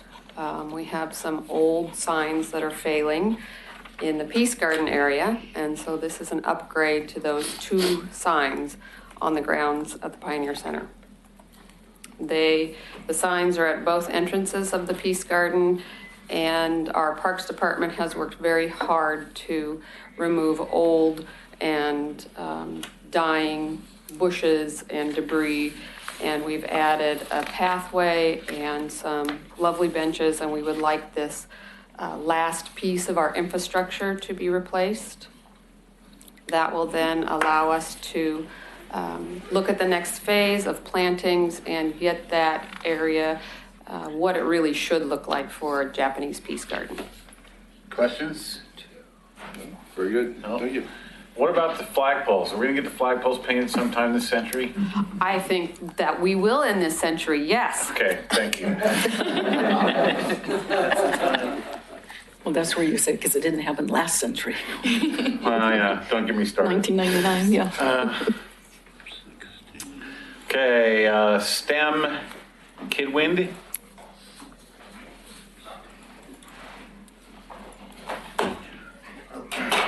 Hi, good evening. My name is John Roschke. I'm with Kidwind. I'm the Pacific Northwest Regional Program Manager. So Kidwind is a group that teaches about renewable energy, but all STEM concepts, science, technology, engineering, and math. So it's a really fun, hands-on activity. It was created about 17 years ago or so by a sixth grade science teacher in Minnesota. And he's since gone on to found the company and build a network of about 350 of us that put on teacher trainings all around the country. So it's really a national program, but he's done a wonderful job decentralizing and reaching out to folks like me in every corner of the country to run the programs locally. I, in turn, kind of run the Northwest from Anacortes to Klamath Falls. So of course I can't be everywhere. So I've reached out and set up partnerships with champions all over the region who then eventually take over the program and really make it their own. So I'm also a resident here in Oregon City, so I was ecstatic to see this opportunity to bring it here closer to home, right in my backyard. Like I said, I travel all over the region doing this, so really excited to bring it here. Hope you guys read through everything, but I'm happy to answer any questions about how the program will work. I'm a big supporter of STEM or STEAM, if you want to add the A, and it's a big deal for the Oregon Department of Education, and they have a number of STEM hubs around the state, and I think the closest one here is in East Multnomah County, and they work in partnership with Mount Hood CC, and so that might be worth checking out in terms of how you could. Symposium is an annual event I go to, and so the East Metro STEAM Partnership, have you connected with them? Yes, I've talked with them. I haven't done work with them. The Portland one's the East County, and there's one in Beaverton for the Portland Metro. They were a little bit slower to go. Places like Newport, I work with their STEM hub, and they're awesome. They've taken the Kidwind Challenge, and they've added a solar challenge and a wave challenge, and Eastern Oregon also. So we need to train our kids up in technology because the jobs that they're going to be working at haven't even been invented yet, so they need a leg up. I've always been jealous that this program wasn't around when I was growing up, and it's been fun to be a part of it now. Mr. Gibbard? The things I like about this is, first of all, the youth, because I'm all for youth. Secondly, is the fact that the emphasis on solar, on the wind is great for the environment. The concern that I have is this is a big ask. This is a lot of money. And I'm wondering, is this something that's scalable? Is this something that you could get by? I mean, you could provide still something that would be very, very valuable, but not quite at this scale. Yeah, definitely. We're planning 3 teacher workshops and really a full outreach, and including lots of Clackamas County. As you saw, 4-H is the sponsor here. Ambitious, yeah. But we do this all the time. I've done this countless times around, well, I could probably count them, probably about a dozen times around the Northwest. It is scalable. What we're really focused on is giving these teachers everything we can in the first year, because then they can continue the program in future years. So we really want to make sure they have all the equipment they need. It's an unnecessarily intimidating process for teachers. Sometimes at the beginning, they think, I don't know enough about this. How can I teach it? So you really gotta, our best model lately has been kind of a mentorship role. So it's a lot of time kind of holding hands in the first year. So that's why it's such a big ask. But yes, it's scalable. I mean, I think we have prize money in here. We don't always have to do that, but that's really exciting for kids. Yeah. That kind of stuff, t-shirt, lunches is obviously, it's really great to have food there, but we get by without that sometimes, or find a local sponsor or something like that. Yeah, somebody else might be able to sponsor that. Yeah, it's definitely possible. Somebody else? All right, thank you. Thank you. And last but not least, Mr. Daniels. And Mr. Hanson. And Mr. Hanson.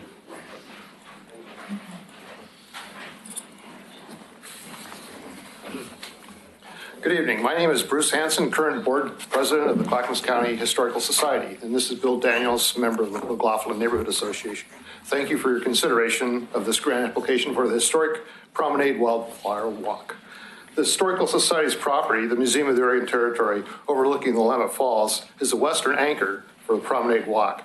Beautification of the promenade will enhance resident and visitor experience as they walk along the promenade, viewing downtown Oregon City, the work progression involving the Blue Heron Mill site, the panoramic view of the falls from the museum, and then continuing with the proposed McLaughlin-Kenema Trail.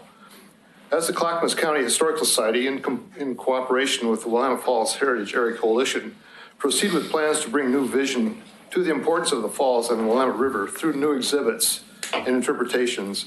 The work done now on the promenade will inspire residents and visitors visiting the area. My name is Bill Daniels. I'm project coordinator on this task that we're about to propose here. And it's been on my mind for a number of years. As you're aware, most of you have walked that promenade. Our eyes don't necessarily want to see all the weeds in front of us as we're trying to see the vistas out below the Willamette River, certainly the Willamette Falls Legacy Project. That park, Promenade Park, has become I would consider a regional park. It has those capabilities of 30,000 people a year, perhaps that many coming and more. It's no longer a neighborhood park. I wanted to read quickly that the project will run from the municipal elevator south to the VFW Hall and simultaneously includes the grounds of the Museum of the Oregon Territory. It's about a 1 mile overlook gifted to the city by Dr. John McLaughlin. The project proposes to beautify the areas on the west side of the wall, eliminating invasive plants, converting nearly that 1 mile vista walk to 3 seasons of Northwest wildflowers with an ability to compete. Those wildflowers have an ability to compete with all the weeds that will try to come back, but they will be the water requirement. Actually, the more they're neglected, the better they do. We'll also put down a thin layer of mulch to begin with, and after we've sprayed the area this summer. So go ahead and ask me questions. I'm ready. I just want a clarification. So if I'm walking down the path and the wall is on my right side, it's over the wall. It's what you're talking about, right? Yes. Down to the edge. on the, okay. To the edge. Riverside. Okay. That's what I thought. I just want to clarify things. That's even better. Yes. That's a beautiful walk already. It'll just be enhanced Yes, even it more with is. the flowers. Yeah. So it's on the bluff side of the wall. So it's on the bluff side of the West wall. side. Okay, so because, the reason that I was asking is because the Oregon City Parks Foundation, just to keep mentioning them, has already done some pretty extensive work down by the VFW Hall, but that's not the area you're talking about. I'm including the west side of that. The west side of that as well, so that would be. Yes. That would be above and beyond. So, and I haven't seen a lot of cooperation between this activity and the Parks Foundation. I mean, we have a little pool of volunteers as well that might be able to assist in that. Now, Bill and I go way back. I mean, we've worked on grants together before. And I have to ask on this particular project, is this something that could be phased? Does it all have to be done at once? I'm just looking for the scalability question again. I think that's an answer that I would consider possibilities of phasing it. It's more important, though, to certainly, if we're going to do the herbiciding, that we get that first application of the mulch that we'll hydroseed with. And it really helps to have a succession about every 3 months of reintroducing seeds on top of the ones that are there for competition. So ideally, we'd like to get it done in that first year. So you're not talking about putting anybody over the wall?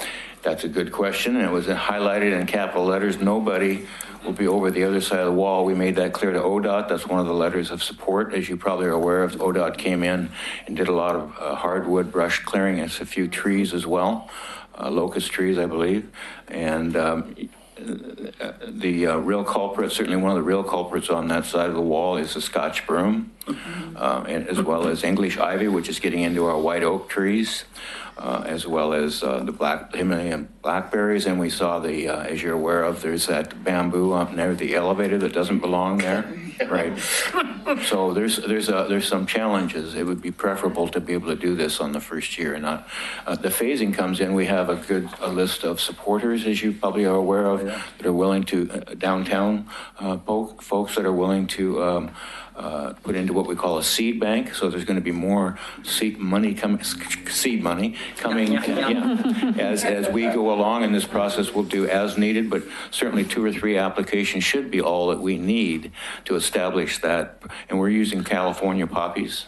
They're very hardy and colorful.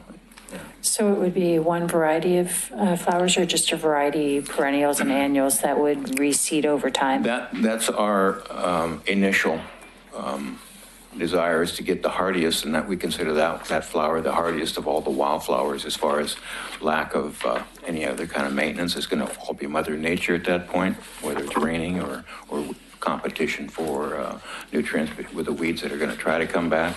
But we'll be able to do another herbicide spraying in the wintertime once the flowers have died and they've seeded into the mulch. Anybody else? So I do appreciate you guys. You're not really depending on this group. You've got in-kind money, you've got matching money and other things. So you've got other resources that you've gone out and are looking for too. So it's just not depending on what we're doing here, so that's a good thing. So, Correct. Thank you. and that's gonna, that's always been my issue walking down that promenade. It's beautiful on one side, and you look over, Yeah. so this is gonna be a great addition to that. I think with the Willamette Falls Legacy Project, I think it's going to be a complement to what we're trying to do down below. Okay. Thank you. Thank you. Thanks. We're going to take 10 minutes and come back and we will deliberate. Mr. Gifford, you have a plan? I was discussing with Commissioner Shaw, and we have a couple of observations. One is, if I could, what's that? Is your mic on? Is it on? Now is it on? Now it's on. Oh, on. Start over. Start over. So Shaw said, you can play at that game. So when they took the average ranking, because all the committee members ranked all of these, and I don't know if not everyone, the public has seen, those that cared enough to rank all of the projects did so, and then their rankings were averaged. And then they did a running total of how much the ask was for each one of those things, and they came down to how much money we had. We had about $350,000.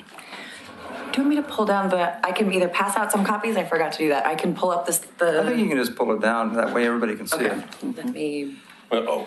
The point is that we wound up about $70,000 short. That's because one of the applicants removed themselves, which was a $50,000 ask. So being short $70,000, the thought occurs to us that if some of the applicants can take less, and that's why I kept asking the question about is your project scalable? By taking less, it's possible that we could fund, if not all, most of the projects which otherwise would not have been funded. So. Take it, Brian. You want to take the math? You want to take a stab at the numbers? Yeah, just go ahead. Continue. You're fine. Well, here we go. I noted at least 4 applicants that felt that they could still pull off a successful program if they would, even if they were able to receive a little bit less than they had originally asked. And the 4 that we had, that I had made notes on, I don't know if you had made notes on these, the 4 that I had noticed were the Oregon Trail Development, could be a little less. The Mindset Academy was also admitted to be scalable. The Oregon City Soccer Club could be done in phases and scaled, and the STEM Win Kid is also possible to be scaled. So those were at least 4 potentials that could be reduced. And I would not recommend a percentage. The reason that I don't recommend a percentage is because 10% off of a $30,000 ask is a lot less than 10% off of a $9,000 ask. So the amount of the ask also needs to be balanced in there as to, because if you take 10% off of a $6,000 ask, well, there's not a lot left to work with. But. So it would need to be scaled according to the amount of the grant. Yes. So that it's a fair amount for each. Yeah, that's what I would think. Now, the question that remains that we probably ought to discuss is, do all of these applications need to be funded? Well, yeah, that's certainly a question that needs to be asked. Okay, I'll ask the question. And if not, then the question is which ones could be postponed. Oh, go ahead. No, you go ahead. We were given all the applications in advance, and when I reviewed them, I noticed that there was criteria for or goals for every application, and from my review, every application was worthy of approval because they met some of the criteria, not all, but at least some of the criteria. And it didn't say anywhere that you needed to meet all or half or anything like that. That's not right. So I think they're all worthy to be funded, and I was going down the same path as the two of you, that they should all be funded, but just at a reduced amount, because I did the math. It was $72,850 that we're short. So that amount would need to be divided by 17 applications fairly, Oh, I see. some kind of, maybe, I don't know, however. We'll leave that up to the finance to figure out, so that it would be, because the amount comes to $4,285 times 17 equals that 72,000. And you don't want to just use that figure in. Well, that was my point. If you say, if we take $4,000 off of every applicant, that's not for fair. some of them, they could get by with that. That's but for 80% some of them, their. or more. Yeah. When you've got a $6,000 grant and you take $4,000 off of it. Right, so that's not fair. It's hardly worth doing. Can I just add one piece? The one, I think this is a great idea, and I'm so grateful because, as I said before, these are all such amazing applications. But if we do that, it does impact the integrity of the grant application, because when you look at the first page, it shows, what's their in-kind amount, how much are they asking for, and what's their total project. So if you do that, many of these are right on the line that changes how much they are required to match. So say it went from 20,000 up to 25, that would could potentially put them in another bracket where they would then need a larger percentage, or the other way around, where they would get a smaller grant award.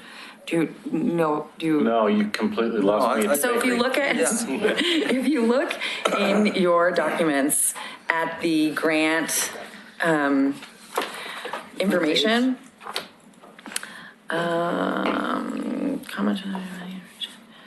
here's a copy of the grant. I would think it would be less, not more, in matching funds. I would think it would be less, not more. Well, it could go less. It could be either way. So let's just cut to the chase here. The committee has the ability to do pretty much whatever we want. So I think that's how we're going to proceed. Within the guidelines of the program. Thank you. So we asked that question, would you be able to get by with less? But we only asked a few of those people. So that's true. And so we might ask everybody here that did not get to respond to that. Could you volunteer, that yourself, can you get by with a little bit less than what you're... Let me take a stab at one of these, okay? So just as an example, the Ladderette Park thing, that's a $50,000 ask. Correct. And that's not likely to be done in a year or two. This is going to be You're raising your eyebrows at me? We do anticipate using the full grant amount during the grant cycle.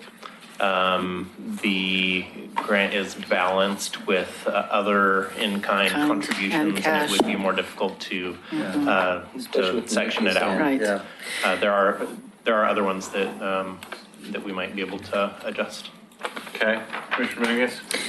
So in my view, and in years and years of experience in reviewing and funding applications, even in the millions, I'm not really in favor of shorting applications. I think that puts a big burden on the applicant to try to figure out how to cover the shortfall and how to plug the gap. It could jeopardize other funding potentially if again, as Lori was saying, in terms of match, we're not thinking necessarily about match for this grant, but maybe, some match for another grant would be this money. So the way this is stacked right now, is it Oregon City Schools Foundation? That's where we draw the line, right? At the 350? Is that it? Yes. So there are 3 projects below that. Can you highlight that on the spreadsheet for the audience? I mean, no sense having it up there if you aren't gonna. It's up there. Make it visible. It's the 3 with the no blue, the blue dollar signs. There you go. Thank you. And I'm not saying that all the projects aren't worthy, but I think I would rather, I would rather say let's fund those that fall within that 350 range. And then if we look at the remaining 3, and I'm sorry, applicants, there are some lower scores there. Maybe we just take on the media center. The extra 20,000 can come out of carryover. We have funds in carryover. Well, I'm going to say something that you're not going to like, Mr. Shaw, but I don't see. First. Huh? It'll be the first time. No, I'm pretty sure not. I don't see the value in the OC Together application. I hesitate to understand how providing a lockbox to private citizens to put stuff in is really going to accomplish anything. I think at some point we have to expect that the people that are going to be responsible are going to be responsible, and the people that aren't going to be responsible aren't going to be responsible no matter what we do for them. So we should get a little consensus here on the board up here then, what you other folks think about that. We'll be okay. We'll have to find something else to do here, but we thought it was a valuable program, but let's hear what the other folks say about that before we eliminate it. I have two takes on it. Take one is it's a relatively small amount. It's one of the smallest grants. So that is, the smaller the grant, the more inclined I am to just go ahead and say, yeah, let's get it done, if it's not going to be hurting something else major. The flip side of that, however, is the purpose of the grant to, Metro's attitude is more environmentally oriented, I thought, than character building oriented. Yes. And this is more character building orienting, I think, than, you'll see the results. You'll see the results in the youth as they grow up ostensibly safer and less addicted and so on. But I don't know that this is the place for that type of granting. Okay. I'm sorry. Go ahead. Oh, go ahead. No, we're going down the line. Yeah. Nancy, what do you think? Go ahead, Nancy. I put them at a 7, and the reason was because it's for the kids. And there were a lot of applications on there, in here that were for our youth. And I think that I tend to lean that way and support them because they need all the support and help that they can get. And I think as a city that we should step up and do that. So that's where I stand on that. I agree with the mayor's point, though, that responsible parents are going to make arrangements already somehow, some way, and that those that don't. And I'm not sure, and you'll see I didn't score it extremely high. And also to your point earlier, this isn't the kind of thing generally that Metro would be looking to do with our money. It's not. Youth activities is one thing, especially if we're targeting it towards lower income youth, but this is something that isn't quite, it's not like soccer. So. Commissioner Mangenberg? I'm looking for projects that have the potential of benefiting more people over a longer period of time. This is a gift or a subsidy for a limited amount of people that actually should be buying their own lockboxes and doing the right thing. So for the reasons already discussed, I would be in favor of dropping this one. Novak? When I was initially ranking these, I agreed with Nancy. I was thinking the investment in youth, but I'm reconsidering that. And I'm looking also at wants and needs. And I think there are a couple of projects where they need our grant assistance. There may be repairs that need to be needed, repairs need to be made, things of that nature. So I'm a little bit concerned about that. So I'm revisiting, redetermining my ranking, my initial ranking of this particular project. And I would agree with the majority of the board that it's not really specific to what we want to do as a grant commission. So I was encouraged by the fact that you guys had met with Electric Lettuce, and I would suggest, because I've personally met with all but one of the retail outlets and the owners that are involved, and they're all really community-oriented folks. And I think if you were to take this program to them as individuals and as a business community, I think you could probably get a better response and more funding directly from those people rather than from this grant opportunity. Yeah, we talked to them like an OLCC pilot, so that's a possibility. But I mean, also going to Khalifa and to Five O Tree and to, you know, Gnome Grown. They're all really good folks, and they, you know, and many of them are already, you know, sponsoring events in the community and that sort of thing. So, but are we somewhere near agreement on this one? That's fine. That's what we're doing here. Okay. That's what we do. Okay. We're good. So we're going to scratch this one. Okay. Okay. You got your $9,000. Well, That's the start. Yeah. That's the start. So anybody else have any other suggestions? Lisa, you said you had. I was looking at wants and needs. To be honest, and I have nothing to do with this because I was unaware of this situation. I'm concerned about the media center. I'm concerned about that dry rot. It's only going to get worse. And it does serve the public. It does serve needs of the community. So. And it looks terrible. Even though I'm a huge, gigantic supporter of the media center and have spent hours and hours and hours, I have to ask myself the question, who owns that building? And the school district owns that building. So, you know, I have that fundamental issue. Shouldn't the school district be taking care of its own buildings?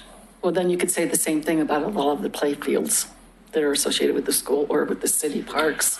Well, not necessarily at that point, because we're talking about making improvements to, you know, for the soccer pads or whatever the case may be. But property that's owned by. Yeah, but it's used by the entire community, and I'm not arguing either way. I'm just trying to bring up the point that, you know, the school district has been famous for, and school districts across the board have been famous for not taking care of maintenance and then coming back and asking taxpayers for more money to fix things that should have been fixed 20 years ago. But it could be a lease situation. It may be a requirement in the lease, you know, if it's tripled out or something and they have to do their own maintenance. Who's responsible, Melody? Well, it is a lease agreement, and I think it's. You're gonna have to come up to the microphone.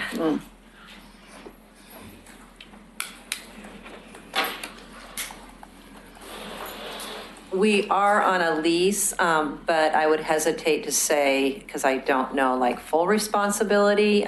We do enhancements under the lease. This could be considered an enhancement. I mean, there may be ways around it. And as I'd mentioned before, I mean, we can totally phase this in. So if we were granted part of it, that would be great. The big front window is the biggest concern. And then there's two other windows. So that's for consideration. But to tell you straight out an answer, I don't know, but it's interpretive. So generally speaking, in a lease situation, the landlord is responsible for the exterior envelope of the building. It's the. But it's both inside and outside, so it's kind of, you know. Yeah. Where is that point I was going to make before you brought up the landlord? Phasing. So, is any of the money that you would be expecting from? Sorry. Is any of the money that you're expecting from this granting committee impacting any potential grants that you would be getting from any other organization? So I wanted to respond to Lori's comment. We're not applying to any other organization. Okay, so there's no dependency upon that. So the follow-up question then is, if you could take part of that and just do the big window, for example. Right. That would be a big help. Yeah, that would be a big help. I mean, so. And how much would that be? It's just under 10, I think. So, and you're, they're 20. And you're asking, well, yeah, so if you could take half of that? Yeah, we could, absolutely. I mean, we're here to, whatever you want to grant us, we're very happy to take it, and thank you. Yeah. So, but actually, there was a small error in the budget, so if you look at the columns here, they're really only at 25.5, total, but asking 17 from us here. Well, we had in-kind and so forth and volunteer. No, but the grant dollars requested, that column is $17,495. On my list, it's $20,650.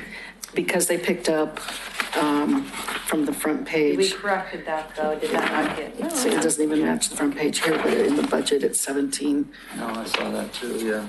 There's some discrepancy in the numbers. There's discrepancies in several of the budgets. So if we this were- gets me to a hold it. So the numbers we have, Lisa, on this right. Lori, sorry. On this right column are not accurate? No, that's not my understanding. I'm just going to pull up. I have my printout, but I want to see if are you looking at the printed one or the one on your desk? Because some people, if you printed it when I first sent it to you, and then like a few days later, I sent an updated agenda. So I just want to clarify if an agenda was printed before, you remember you got your first set and then you got a second set. Are the documents that are on their computer the most recent and accurate? Yes, absolutely. Okay. Okay, let's see. So I'm go just pulling that up. Artboard window, view document. It says grant amount requested 18,795. Which is what this application says, but the actual budget line, which is a different page on the here, application. is 17,495. Yeah, that's what. So that's the amount of the grant request. Right, so that's So it was, you took it off of their budget for the front page, Right. but their budget was incorrect. Right. So the amount that they're asking for, the grant, the Metro grant they want is 17,495. Not the 20 up there. Then I'm still confused how we get to, How we got to this. to 18,795 at the bottom of that column. You know, I think it was just a application error that made its way past me, obviously. I didn't correct it. Yeah, no, I agree with you. I just. Okay. All right, So if it's 17,495, you could get by with. Right. 10. 10 of that. But if we take 9 out for the lock boxes, then we could almost I'm fully turning around. fund them and it'd just take a little piece No, out. we Before have to do make up that, though, we need to look 72,000. and see what else. Yeah, What we're else trying might to be adjusted? get to that. We're trying to get that $70,000 dichotomy out of the way, right? Yeah. Okay, so we're saving about, if we give you the 10 that you need for the big window, we're saving about $7,000. Is that correct? $7,500. Yeah. 7,500. Okay, keeping a running total here. All righty. That's 9. Thank you. And so we're trying to get to, we still would have a long ways to go. Yeah. I have, may I? So I also. I have a question. Mr. Gifford here asked many of you, I think you just started halfway through asking people if they would be willing to take a little less. And so for those of you who weren't asked, I'm wondering if you would have an issue with being shorted a small amount of your request. If that's the path that we go down. So let me go back to the numbers. The request column 416,692 is almost 417,000. The amount of funds available is 350. I show that that's a difference of 67,000, not 70 something. 416, 692 minus 343, 842. 350 is the amount of money available. Oh, okay, I was using this figure here. Yeah, But that 350. that's the anticipated revenue. Yeah. So, again, I am not in favor of shorting any of the applications, and as harsh as this might sound, if we drop the last 2 because they didn't score well, then there's a difference of 13,000, which we make up with 9,000 being taken out of the lockbox project. So we'd be 4,000 short of funding. Well, not even that, because it's 17. We could easily fund the media center. You don't have like a pen? Chalkboard? No, I have a notebook and a pen. Okay. I have a checkboard. I don't have my. I'm just thinking this through, and I so much appreciate that you guys are so committed to all of the grants. I think we're really fortunate that we have you guys to make these decisions. The thing that comes to mind in terms of the integrity of the application is I feel like if we did do something like that, that we would need to change all the applications to reflect that. So I would need a new grant request amount, a new matching. Only if all of them were changed. Right, but to whomever. So I'm just putting that out there that we would probably need to meet again. I don't know that that's something we could complete this evening. I'm just saying. Eric. We've done this before. We've done this before. We've never had to redo applications. Right, yeah, no, we have, we don't have to redo the applications. We can make amendments to the existing ones. Okay. That's for sure. Thank you. If we short them at each, Yes. is that what you're talking about? If we short any of them, we can just redo the application. Well, you don't need to. I mean, I'm saying, we can make the adjustment on their application. You can make the adjustment, yeah. We don't have to have a new application process. So in looking at the bottom three, or the bottom two, and you look at the scores of the committee, it, with all due respect to the wonderfulness of the proposal, the committee in general ranked it really poorly and consistently. So to me, it makes logical sense that if we're going to drop anything, that we should at least drop number 10. I'm okay Well, and with that. and that's the point of ranking is like, and when if you're at the bottom, then you don't generally. And I would drop, as much as I love the STEM stuff, I would drop 17 too. I would second that. Is that the Kidwin thing? Yes. No, that's the, I believe it. Yeah. the STEM. Yeah. Yeah. And that would I get agree. us 52,000. That would get us pretty close. Yep. Well, then I'm curious what we mean when we say when supporting youth is one of the criteria. What do we mean by that then? Well, again, that's,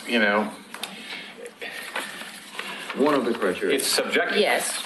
And a lot of these things are subjective. That's why we have this rather diverse group of people sitting here to talk about it. Again, I think I take Councilor Dominguez's point that, and Renata as well, that both of these projects ranked very low on the scale. And I think they ranked low on the scale for, a multitude of different individual reasons. And by almost everybody, so it wasn't. And so, when we talk about some of the criteria here, results in projects that benefit youth, seniors, low-income persons, or underserved populations. And so I didn't see that in the STEM application necessarily, especially since a lot of it revolves around teacher training, and I totally understand if you can train up the teachers, and hopefully they can continue that in their curriculum in the following years. But that was hopefully, and I'm looking at, projects that meet some of these other criteria in more ways and are potentially more beneficial to the community. At large, the community at large. This stupid thing. Too bad we don't have an Excel sheet up there, right? We So, could go through these really quick. If we take the bottom two, and that's 52,200 plus 9,000 is what, 61 something? Yep. All of that adds up to 78,700. We're there. We're there. We're more than there. And we funding, and we still, and are we then gonna fully fund the media centers? That's what I would suggest. application? Yes. Get it done. I'm okay. Half fund to something else. I'm okay with that. I would like our figures checked though. Because they made a couple of additions. Eric? Sorry. I was paying attention to Mr. Lewis there. So you wanna run the numbers? Yeah. Or What are they? Yeah, Staff? Ryan. What Oh, there we go. numbers do you want to run? You gotta be- It's Ryan. You don't want me to run the It's done. Can they see the? Can you see that? If you Okay. flip the toggle switch on your computer monitor, you'll see the presentation versus the packet. Instead of, oh, so on the floor instead of the agenda? On the floor now. So is this locked, or can we make changes? No, So Ryan we is, reduced, yeah. based on what you guys were talking about, we took number 14 down to 0, correct? Okay. And then we Okay. took number 1 down to 10,000. Those are the two changes we Well, made no, so I- far. But what if we No, put, but what if we put the media center back to its original amount? Which is the 17 number, not 20. Yeah, and it's actually 17,495. We're there. That gets us to 352. And we have 350. I'm pretty sure that Mr. Parno would not strangle me if we went $2,200 and some dollars over budget. Not a problem. Okay. Is everybody okay with that? Done. Okay. I'll take a motion. I'll move Okay, so we're going to move I'll move to proceed with the elimination of the Oregon City Together, the Clackamas County Friends of Extension, and the Oregon City Chamber of Commerce. Yes, Is that right? and accept this spreadsheet as presented. Is there a second? Second. Further discussion? Call a roll, please. Commissioner Shaw, No. you're not a commissioner. Why do you say no? I'm just saying because, Oh. yeah, you asked me. You really meant, no, I'm sorry. I was calling roll. I didn't know why you were saying that to me. Explain yourself. It's all right, Laurie. Just move on. It's all right, Laurie. Here. Moving on, I move on, clearly move can on. see you. Move on. Committee Member Gifford. Aye. Commissioner Hyde. Aye. Counselor Dominguez. Yes. Commissioner Mengelberg. Aye. Committee Member Novak. Aye. Mayor Holliday. So what, you're going to be the, Brian, you're going to be the Commissioner O'Donnell for tonight? That's correct. Okay, I vote yes. Okay, so we've determined the grant applications, awards. Do we need to do this exit report thing? So these are just here for reference. They all are complete. You can certainly provide input on them if you want to. There's nothing in our bylaws that says you need to. Does anybody have anything to say about the exit reports? Is there anything else for the good of the order? We're adjourned.